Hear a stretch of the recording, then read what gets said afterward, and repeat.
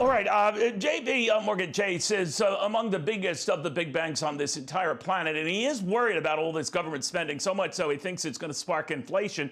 He didn't indicate whether it would be anything akin to the inflation experience of the 1970s. A lot of Americans simply don't recall, remember, maybe read about in history books, but it is an issue for many, certainly Republican congressmen and women who are now beginning to question whether we need all of this spending. Among them is Republican South Carolina Congresswoman Nancy Mace.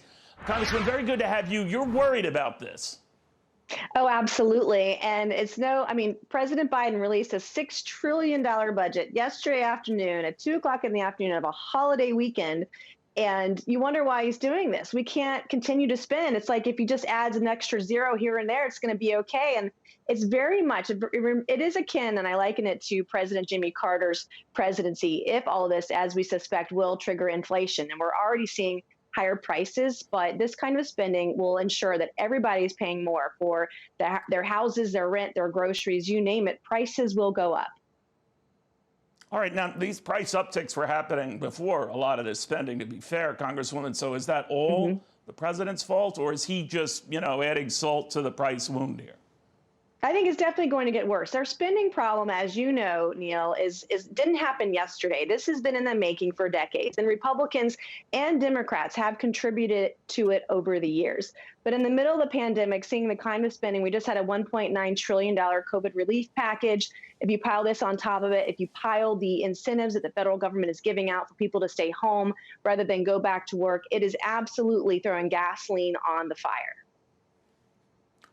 If I could switch gears a little bit, Congresswoman, yesterday, as you know, the Senate shot down an effort to form an independent commission to look into, the January 6th uprising on Capitol Hill. 6 Republicans did vote for it, but it needed 60 in this environment, not just a simple majority, to move forward. How do you feel about that?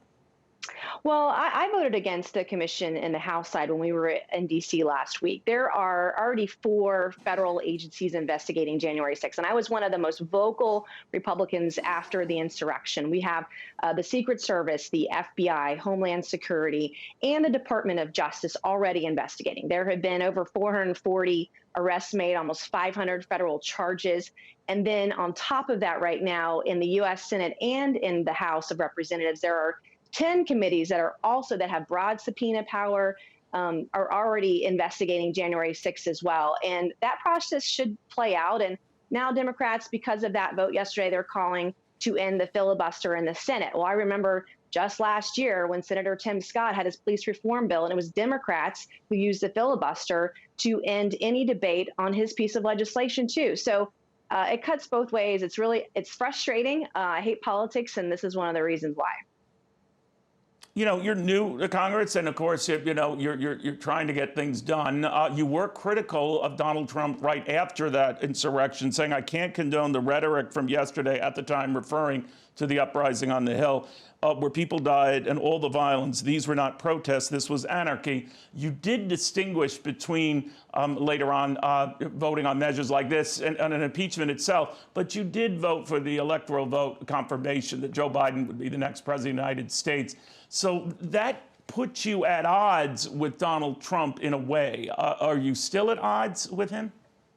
Well, I'm a constitutional conservative, and I promised the voters that elected me that I would follow my oath to the Constitution and to no one else. I ran that I would be an independent voice and be very clear that when I am taking votes, I want to make sure that people understand why. And if we continue to make our future, our party, whether it's the Republican Party, the Democratic Party, or our country about one person and not about the American people like he did, we're going to continue to fail the American people. And we're seeing it every day. I have a front row ticket now, watching our freedoms go away, watching more spending than we've ever had before in this country.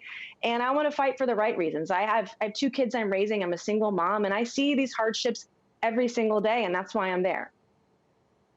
Congressman, a lot of people said that this rejection on the part of Republicans, certainly in the Senate, had more to do with being afraid of Donald Trump than being, concerned enough to get to the bottom of this January 6th insurrection.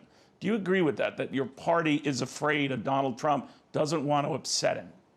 No, I don't agree with that. But I do agree that politicians of all political affiliations do operate out of fear on some occasions. But this particular vote, particularly when people are talking about being bipartisan, the Department of Justice, that's their number one goal. They're doing a criminal investigation. If the Attorney General can't be bipartisan, then who else can be? And what we don't want to have happen is turn this into a political witch hunt either. So for now, I believe we should allow the federal agencies, allow the process to work its way out, get all of that information.